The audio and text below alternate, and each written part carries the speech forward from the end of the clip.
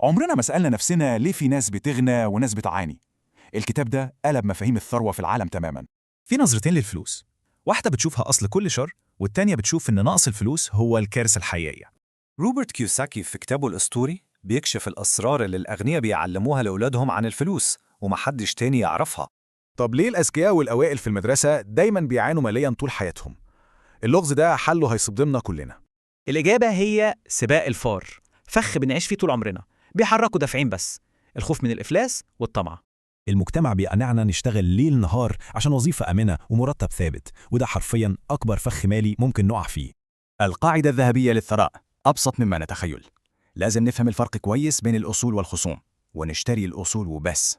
ببساطة الأصول بتحط فلوس في جيبنا دايما، لكن الخصوم بتسحب الفلوس وتشفطها بلا توقف. المشكلة إن الطبقة المتوسطة بتضيع كل دخلها وتعبها على تسديد ديون وخصوم بدل ما تستثمرها صح. لو بصينا على الأب الغني هنلاقي إن ثروته الحقيقية كلها بتيجي من الاستثمارات والأصول، مش من المرتب. عشان نخرج من الدوامة دي لازم نهزم الخوف والكسل والتفكير السلبي. دي الخطوة الأولى للنجاح المالي المضمون. نطبق ده إزاي؟ نخلينا في وظيفتنا ونبطل نشتري خصوم ملهاش لازمة ونبدأ فوراً نبني أصول حقيقية. الفلوس من غير ذكاء مالي بتطير في الهواء. الثقافة المالية وفهم الفلوس بتشتغل إزاي هي الثروة الحقيقية. ده أهم تغيير في التفكير. الفقراء بيشتغلوا وبيتعبوا عشان الفلوس، لكن الأغنياء بيخلوا الفلوس هي اللي تشتغلهم. جاهزين نكسر القيود ونبدأ رحلة الحرية؟